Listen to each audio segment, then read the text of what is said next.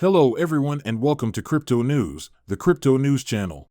Today we are going to talk about the hundreds of millions of dollars of FTX that have disappeared. There is an investigation that is being opened in the United States. We are going to talk also of Fidelity, the US investment giant which is launching in the Metaverse. We will also talk about Bitcoin mining and bad news. We will also talk about SOLANA and lots of different news.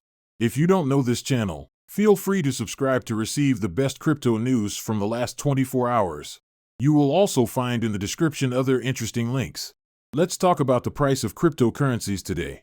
We have one Bitcoin at $16,600. We have one Ether at $1,200. The global market is down slightly.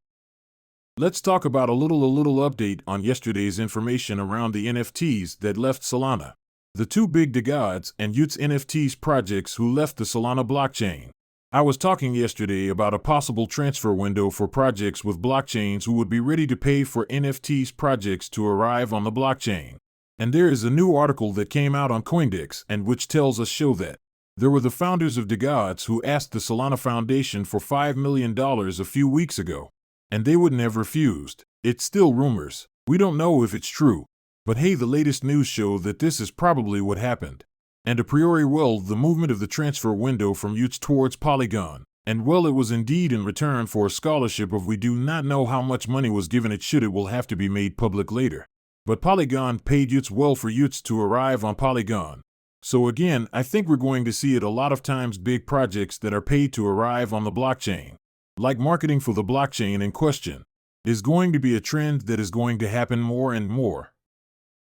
Let's now talk about the fraud, or rather the hacking that FTX experienced around its bankruptcy. We recall that there were $372 million that flew away. According to an interview with SBF that he would have given, that would be due to internal malice. A former employee or an employee of FTX who allegedly stole the money. We do not know. But the United States is investigating the subject. It is a different investigation from the investigation and the trial that will have place against SBF. But in any case, the United States is on it. We remind you that it is negligible limit on the scale of all that FTX has lost. We're talking about almost $10 billion deficit. There is barely $372 million. But it is something very important, because if this money was recovered, it would still allow more reimbursement to users who lost absolutely everything in the FTX case. The cryptos that were stolen from FTX exchange. There is a large part that has been transferred to Ether. Then Ether converted to Bitcoin, and some have already landed on Bitcoin mixers to remain completely untraceable.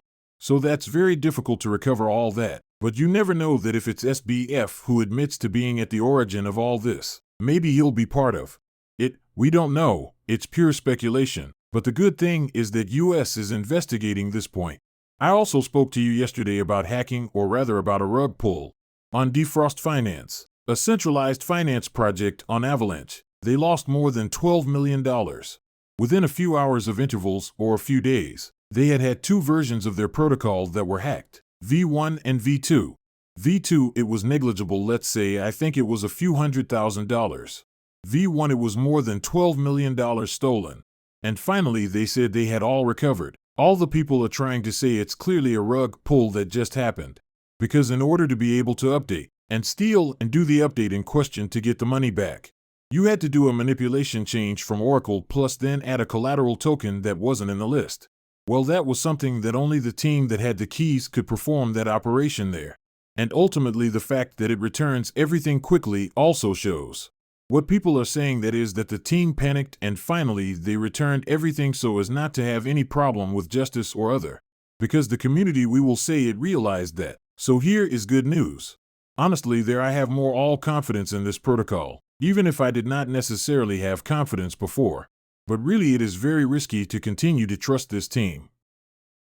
Let's talk now about Fidelity, the US investment giant, which has just registered trademarks related to the Metaverse, and in particular to give investment advice in the Metaverse. They have registered 3 different trademarks with the US Patent and Trademark Office to cover certain many things related to NFTs, the Metaverse, advice.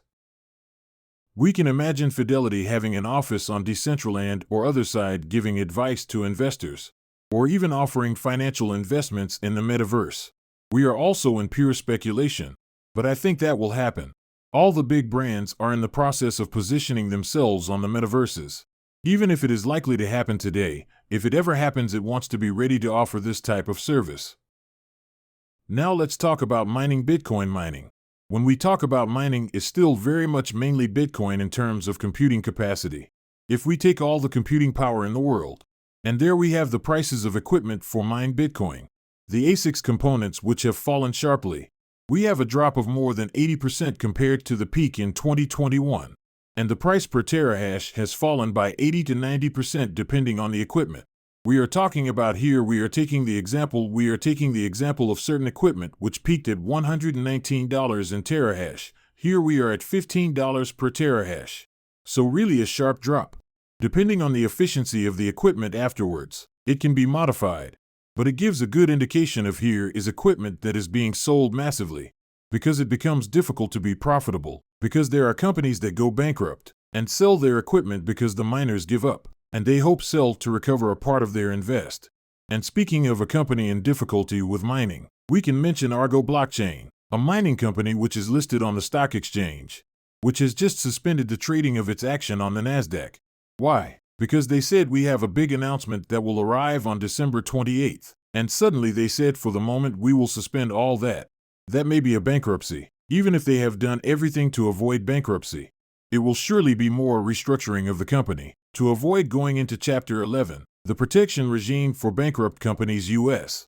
Stay tuned to get more news from Argo tomorrow. To finish, we're going to talk about Andre Cronje, a very important figure in the Phantom ecosystem. They have just published an article on Medium. He has been nominated to the board of directors of the Operational Phantom Foundation and manage the development of Phantom ecosystem, so everything that is marketing, etc. So that means that he is more and more involved in this ecosystem. We remind you that he had announced that he had left the blockchain Phantom and crypto to finally come back to develop. Here you go, continue to develop Phantom, it's good news.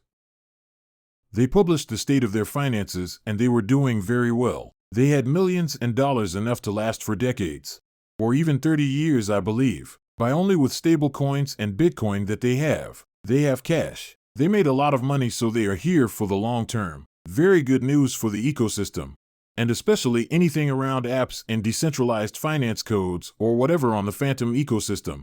They have a whole system of gas fees that are redistributed to apps that use the most gas fees. So that's a way to return the gas paid by users to the application developer, and thus reward the applications that have the most use on the Phantom network. It's quite clever as a method.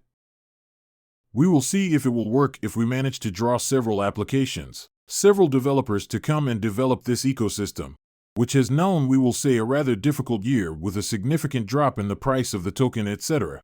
But here they are hoping to continue to develop all that.